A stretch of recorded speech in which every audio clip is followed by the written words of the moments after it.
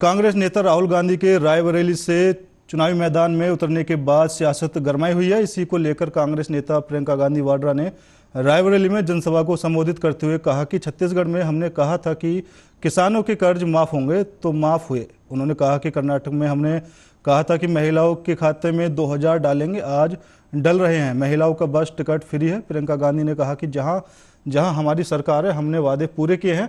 अगर हमारी सरकार केंद्र में आएगी तो किसानों के कर्ज माफी के लिए एक स्थायी आयोग बनेगा। उन्होंने कहा कि खेती से जुड़े सभी उपकरण जीएसटी से मुक्त हो जाएंगे। सरकार बनती है, गारंटी को पूरा करने का काम शुरू होता है। हम यहाँ अब कह रहे हैं कि देश में केंद्र में हमारी सरकार अगर आएगी तो मेरे किसान भाइयों, आपके कर्ज माफी के लिए एक स्थायी आयोग बनेगा, जिससे जब जब आपको जरूरत पड़े, संकट में है, आप वहां जाकर अपने कर्ज माफ करा सकते हैं। आपके लिए जितने भी खेती के सामान हैं वो सारे जीएसटी मुक्त हो जाएंगे।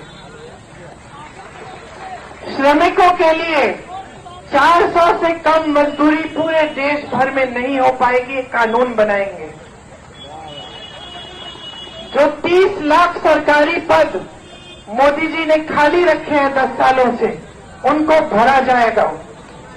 उन सरकारी पदों में से आधे पद महिलाओं के लिए जाएंगे, दिए जाएंगे। नौजवानों के लिए 5000 करोड़ रुपए का फंड बनेगा कि अगर आप अपना कोई छोटा कारोबार शुरू करना चाहते हैं तो आपको सुविधा उस फंड से मिलेगी। जो स्नातक पास बच्चे हैं उनके लिए 1 लाख सालाना की अप्रेंटिसशिप मिलेगी। मतलब जैसे ही सरकार बनती है, गारंटी को पूरा करने का। हिमाचल प्रदेश में बढ़ती गर्मी के साथ राजनीतिक गर्माहट भी तेज होती जा रही है। मंडी संसदीय क्षेत्र से कांग्रेस प्रत्याशी विक्रमादित्य सिंह ने अपना नामांकन पत्र दाखिल किया। दूसरी ओर 14 मई को भाजपा प्रत्याशी कंगना रनौत भी अपना नामांकन पत्र दाखिल करेंगी। वहीं विक्रमादित्य सिंह के नामांकन के बाद हिमाचल प्रदेश के मुख्यमंत्री सुखविंदर सिंह सुक्खू ने कहा कि विक्रमादित्य सिंह ने अपना नामांकन दाखिल किया है। उन्होंने कहा कि इस चुनाव में कांग्रेस पार्टी का जिस प्रकार से आपदा प्रभावित स्थिति में रोल रहा है, 15 महीने के कार्यकाल में आम जनता से जुड़े हुए मुद्दे पर काम किया गया है। इन तमाम मुद्दों को हम जनता की अदालत में रखेंगे। 5 दिनों से मैं मंडी की संसदीय क्षेत्र का दौरा कर रहा हूं। कुल्लू गया, पांगी गया, सब जगह गया। अपार समूह लोगों का कांग्रेस पार्टी की नीतियों के प्रति और आपदा में जो कांग्रेस पार्टी ने काम किया है उसकी सराहनीय प्रशंसा कर रहा है। मेरा ये मानना है कि इस चुनाव में कांग्रेस पार्टी जिस प्रकार भारतीय जनता पार्टी की रोल रहा है, आपदा प्रभावित परिवारों के साथ जब विधानसभा में प्रस्ताव आया नहीं खड़े हुए, इस दृष्टि से भी हमारी सरकार इन मुद्दों को और बुनाएगी। और 15 महीने का जो कार्यकाल है, जो आम जनता से जुड़े मुद्दे हैं, ओपीएस है, 1500 रुपया महिलाओं को देने की बात है, विधवाओं के बच्चों की मुफ्त शिक्षा की बात है, राजस्व अदालत लगाने की बात है, और ये सारी चीजें, अच्छा दूध का रेट जो हमने पहली बार 45 रुपए किया है, किसान के हाथ में पैसे पहुंचाने की बात है, ये सब चीजें इस चुनावों में हम जनता की अदालत में रखेंगे और कहेंगे कि 15 महीने में हमने जो सरकार ने काम किया है उसको हम जनता की अदालत में रखेंगे। और जिस प्रकार जनता की भावनाओं को खरीदने की भारतीय जनता पार्टी ने कोशिश की है और जो विधायकों को उन्होंने खरीदा है उसके बारे में भी वस्तुस्थिति रखेंगे। लोकसभा चुनाव को लेकर सियासी हलचल तेज है। पक्ष विपक्ष एक दूसरे पर आरोप प्रत्यारोप लगा रहे हैं। एक और जहां बीजेपी की ओर से सभी दिग्गज नेता एक के बाद एक बिहार में चुनावी सभा को संबोधित कर रहे हैं, तो वहीं दूसरी ओर महागठबंधन की तरफ से तेजस्वी यादव ताबड़तोड़ रैली कर रहे हैं। बता दें कि तेजस्वी यादव इन दिनों कमर दर्द से परेशान हैं। इसके बावजूद वो रैली और चुनावी सभा को संबोधित कर रहे हैं। पटना एयरपोर्ट से तेजस्वी यादव को व्हील चेयर से ले जाया गया। वहीं तेजस्वी यादव ने कहा कि 3 चरणों में ही प्रधानमंत्री की हवा निकल गई है। प्रधानमंत्री है, इंफॉर्मेशन है और पब्लिकली बोल रहे हैं, चलो ठीक है, अगर कराएंगे तो जांच करा लो। कौन करेगा जांच? बोलना क्या है? अरे प्रधानमंत्री जी को बोलो ना नौकरी के बारे में, रोजगार के बारे में। आप मुद्दे की बात तो कर नहीं रहे। कौन क्या है, क्या ये है। 10 साल यानी आपने कोई काम नहीं किया। आपको 100 में से 0 आया है। देश की जनता ने 0 दिया है। ठगा है आपने पूरे देश के लोगों को, जनता को। नौकरी हो, किसानों का आय दुगुना हो। आप बोल रहे थे कि सबका पक्का मकान बना देंगे। आप बोल रहे थे बिहार को विशेष राज्य का दर्जा देंगे। आपने कहा कि हर साल 2 करोड़ नौकरी देंगे, 15-15 लाख रुपए जो है वो देंगे। और आपको जो इलेक्टोरल बॉन्ड मिला वो कैसे मिला? वीआईपी सुप्रीमो मुकेश सहनी ने एक बार फिर केंद्र सरकार पर हमला बोला है और कहा कि रोजगार, महंगाई, बेरोजगारी पर चर्चा क्यों नहीं हो रही है। भाजपा संविधान संशोधन कर आरक्षण समाप्त करने में लगी है। भाजपा देश और प्रदेश की जनता क्या जवाब देगी? करेंगे निश्चित तौर पे। इससे पहले भी जो जॉब शॉप कर चुके हैं और आगे भी हम लोग जॉब शॉप करते रहेंगे। बिहार के युवा को कैसे ज्यादा से ज्यादा रोजगार मिले, कैसे उनको नौकरी मिले, बिहार के युवा दूसरे प्रदेश में ना जाए, उस पर ज्यादा फोकस हम लोग करेंगे। उस पर हम लोग ज्यादा चिंतित है कि हमारा बिहार के बिहारी युवा बिहार में रोजगार मिले, उस पर हम लोग काम करेंगे। फिर वही हिंदू मुसलमान। आप बताइए, देश में चुनाव हो रहा ना भाई, चुनाव में क्या मुद्दा होना चाहिए? हिंदू मुसलमान ये सब 365 दिन कीजिएगा ना, सब लोग करेंगे, हम भी करेंगे। लेकिन चुनाव के टाइम में चुनावी मुद्दा होना चाहिए ना, कि जो सरकार ने जो वादा किया वो हुआ कि नहीं हुआ। अब हिंदू मुसलमान कौन क्या खाएंगे नहीं खाएंगे, सनातन, ये सब चीज पे क्यों डिस्कशन लेना? और 10 साल से मोदी जी हैं, तो इसको जो भी करना है उसको करना चाहिए ना उनको। अब बिहार के पूर्व मुख्यमंत्री जीतन राम मांझी ने कहा कि बिहार से प्रधानमंत्री मोदी का विशेष लगाव रहा है और यहां डबल इंजन की सरकार रहेगी। उन्होंने कहा कि बिहार और देश की जनता विपक्ष के भ्रम में नहीं आने वाली है और फिर एक बार मोदी सरकार को चुनेगी। बिहार को आगे बढ़ाने के लिए बिहार के परिस्थिति को जानना चाहते हैं। डबल इंजन की सरकार रहेगी और भारत का प्रधानमंत्री पुनः नरेंद्र मोदी बन ही रहे हैं, तो ज्यादा यहाँ की स्थिति को समझ करके बिहार को और आगे बढ़ाने का प्रयास करेंगे, इसलिए डबल शो कर रहे हैं। आर्थिक सलाहकार समिति में सर रिपोर्ट आई है जिसमें हिंदुओं की संख्या घटी है। अब ये जनसंख्या बढ़ाना घटाना अपना पर्सनल बातें हैं, इस पर इसको धर्म को लेकर के नहीं आगे चलना चाहिए। वहीं बिहार के उप मुख्यमंत्री सम्राट चौधरी ने विपक्ष पर निशाना साधते हुए कहा है कि विपक्ष मुद्दा विहीन है और अनाप शनाप बयान देकर जनता का विश्वास खो चुका है। उन्होंने कहा कि देश में सिर्फ मोदी लहर है और देश सशक्त राष्ट्र, समृद्ध राष्ट्र चाहता है। जन ऐसा मिल गया होगा। राहुल गांधी और लालू प्रसाद जी तो भ्रष्टाचार के ही प्रतीक है। इन लोगों को पैसा मिल गया होगा इसलिए चुप है। ये लोग तो चुप होने के लिए ही जन्म ही लिए। भ्रष्टाचार के प्रतीक लालू प्रसाद है और कांग्रेस पार्टी के नेता राहुल गांधी। देखिए, ये भारत है। इस भारत में सभी लोग आए। मुगल आए, उसने 400 वर्षों तक इस देश को लूटा तो भी हमने ग्रहण किया। अंग्रेज भी 200 वर्षों तक इस भारत को लूटने का काम किया। भारत सबको सहता है, लेकिन भारत के लोग पूरे देश और दुनिया। लोक जनशक्ति पार्टी रामविलास के राष्ट्रीय अध्यक्ष चिराग पासवान ने तेजस्वी यादव के बयान पर पलटवार करते हुए कहा है कि जितना वो लोग ध्यान प्रधानमंत्री पर दे रहे हैं, थोड़ा सा ध्यान अपने प्रत्याशियों पर देते तो उनके प्रत्याशियों की जमानत बच सकती है। चिराग पासवान ने कहा कि जो लोग कह रहे हैं कि प्रधानमंत्री जा रहे हैं, इसका मतलब यह है कि वह तीसरी बार शपथ लेने जा रहे हैं। यह तय हो चुका है कि चिराग पासवान ने कहा कि विपक्ष लड़ाई में कहीं नहीं है। बिहार में 1 सीट जीतना भी विपक्ष के लिए मुश्किल है और 400 पार मोदी सरकार का नारा साकार हो रहा है। रोज जिसका नाम लेकर हम लोगों को ये लोग घेरने का काम करते थे, अडानी, अंबानी, रोज ऐसी बातें करते थे, तो क्या कारण है कि चुनाव के ठीक बीच में आकर इन्होंने उस विषय को ही उठाना बंद कर दिया? क्या चुनाव के वक्त इन लोगों का ध्यान रखा जाने लग गया उन लोगों के द्वारा? भाई कुछ तो कारण होगा ना। एक लंबे समय से, पिछले साल भर से लगातार पार्लियामेंट से लेकर हर मंच से कांग्रेस, उनके जितने भी घटक दल हैं, उनके द्वारा इन नामों का इस्तेमाल किया जाता था। पर आज इन्होंने एकदम इस नाम को लेना छोड़ दिया। चुनाव के वक्त भाई समझा जाता है कि कई लोगों के द्वारा मदद की जाती है, तो क्या ऐसी मदद एक कारण है कि अब आपकी जुबान इन पे बंद हो गई है? बट बहरहाल कारण जो भी हो, इससे ये बात तो स्पष्ट हो गई ना कि भैया जो आरोप आप हम लोगों पे लगाया करते थे वो आरोप भी बेबुनियाद थे, क्योंकि अब चुनाव में तो आपने उन विषयों को उठाया नहीं।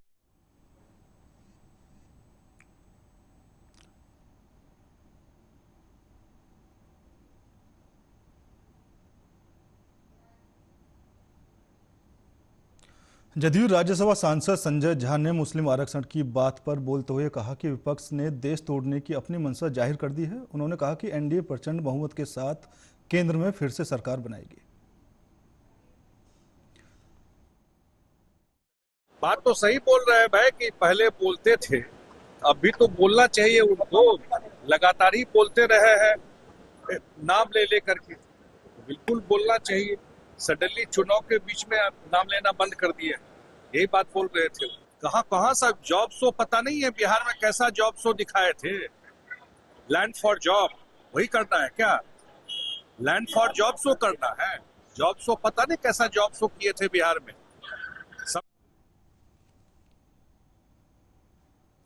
प्रधानमंत्री नरेंद्र मोदी 12 मई की शाम बिहार की राजधानी पटना में रोड शो करेंगे। यह पहला मौका होगा कि कोई प्रधानमंत्री पटना की सड़कों पर रोड शो करेगा। वहीं प्रधानमंत्री नरेंद्र मोदी के पटना आगमन पर बात करते हुए बिहार के उप मुख्यमंत्री विजय कुमार सिन्हा ने विपक्ष पर भी जमकर निशाना साधा। ये लोग सिद्धांत विहीन राजनीति करते हैं और राजद कांग्रेस सत्ता के लिए सिर्फ राजनीति करता है, सेवा का भाव मन के अंदर नहीं है और कभी भी किसी के बारे में भरम फैला लेगा, फिर उसके साथ सौदा कर लेगा। ऐसे मानसिकता के लोगों को जनता इस बार सबक सिखाएगी। देखिए, चुनाव के बाद इसकी समीक्षा होगी। सबका साथ सबका विकास का भाव प्रधानमंत्री जी का है और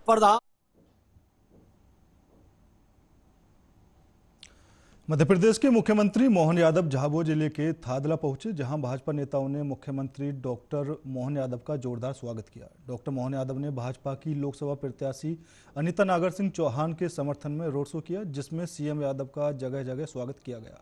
सीएम यादव ने हाथ जोड़कर आम जनता का अभिवादन स्वीकार करते हुए भाजपा प्रत्याशी अनीता नागर सिंह चौहान को विजय बनाने की बात कही। इस दौरान उन्होंने एक सभा को संबोधित भी किया और कांग्रेस पार्टी और गठबंधन पर जमकर निशाना साधा। धरती पर भाजपा की प्रत्याशी श्रीमती अनीता नागर सिंह चौहान के लिए मैं प्रत्याशी का जनसंपर्क करने आया हूं और रोड शो के माध्यम से जनता जिस ढंग से प्रेम लुटा रही है, यह दिख रहा है कि भाजपा प्रचंड बहुमत से जीत रही है और कांग्रेस की बहुत बुराई।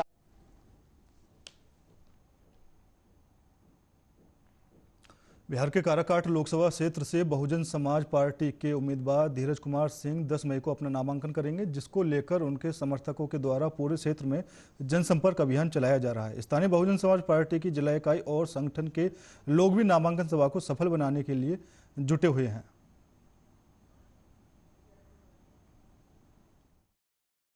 शहर के काजीपुरा क्षेत्र में मंगलवार तड़के उस वक्त सनसनी फैल गई जब एक तलाकशुदा महिला की उसके सिरफिरे पति ने गला घोंटकर हत्या कर दी। हत्या के बाद युवक ने खुद थाने जाकर इसका खुलासा भी किया। फिलहाल पुलिस ने युवक को हिरासत में लेकर मामले की जांच शुरू कर दी है। वहीं बेटी की मौत की सूचना पर अस्पताल पहुंची मृतिका की मां अफसाना और पिता शकील ने बताया कि उनकी बेटी रोशनी की शादी मलकापुर के रहने वाले सलीम खान से करीब 5 साल पहले हुई थी। शादी के करीब 1 साल बाद ही बेटी पति की शराब की लत और रोजाना मारपीट से तंग आकर अलग रहने लगी। 4 साल पहले उनका तलाक भी हो गया था। इसके पहले 26 जनवरी को पति अपनी पत्नी रोशनी पर चाकू से जानलेवा हमला कर फरार हो गया था। फिलहाल पुलिस ने युवक को हिरासत में ले लिया है।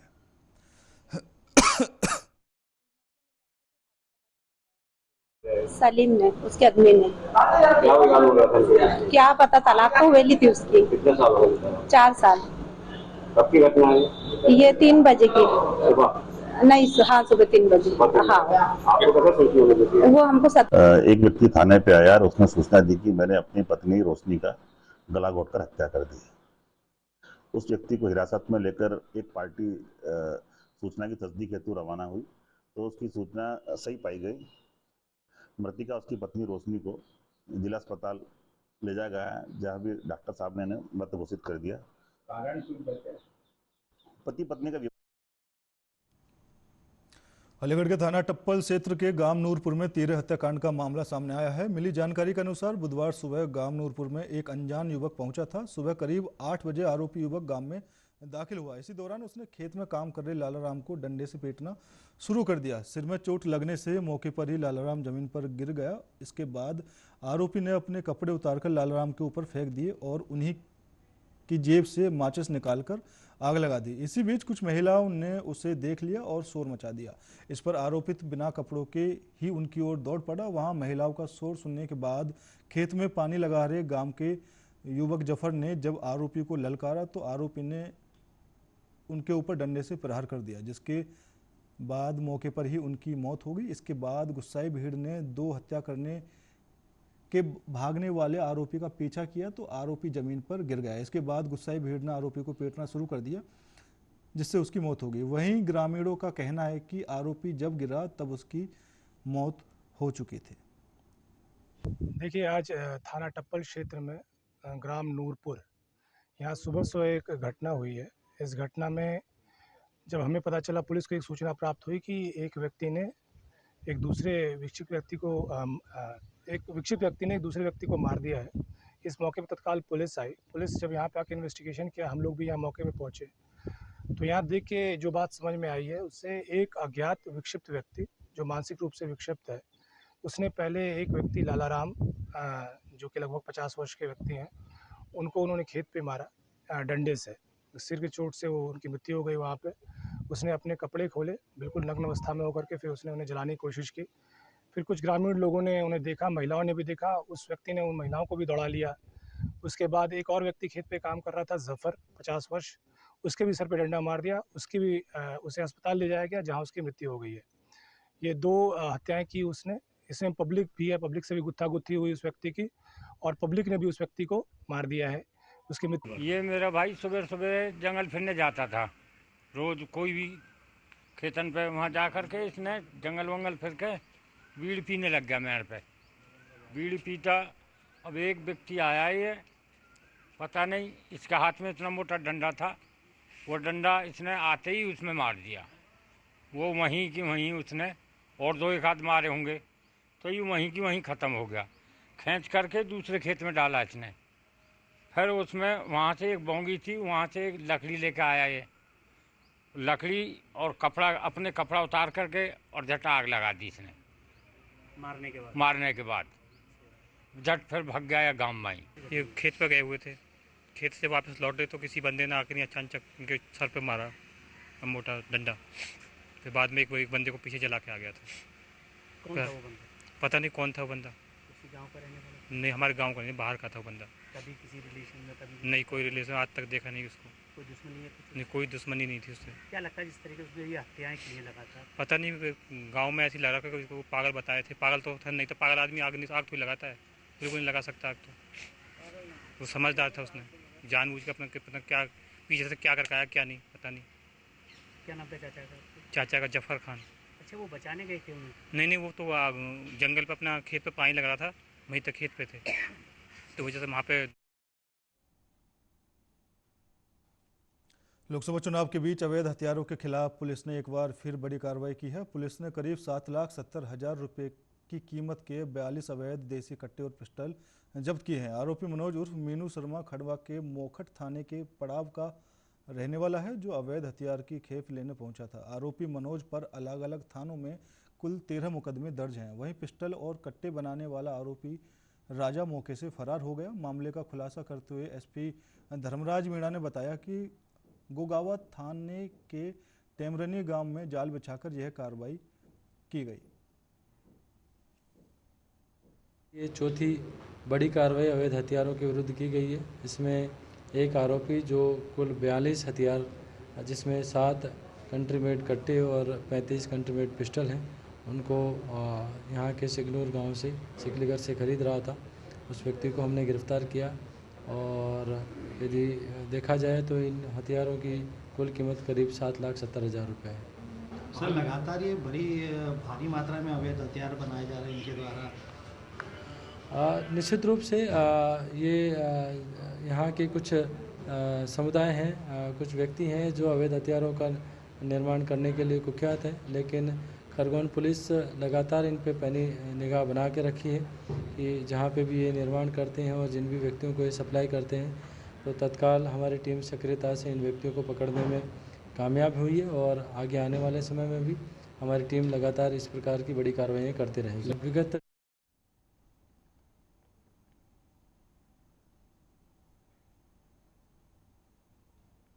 बुलंदशहर में एक वैन में आग लगने के बाद जोरदार धमाका हो गया। करीब 20 मिनट तक आग जलने के बाद जोरदार धमाका हुआ। धमाके से वैन के परचक्के उड़ गए। आसपास के लोगों ने भागकर अपनी जान बचाई। बुलंदशहर के कस्बा खानपुर में बड़ी मस्जिद के पास खड़ी वैन में अचानक आग लग गई थी। फिलहाल मेरे साथ इस बुलेटिन में इतना ही। बाकी देश और दुनिया की तमाम खबरों के लिए देखते रहिए आर्यन न्यूज।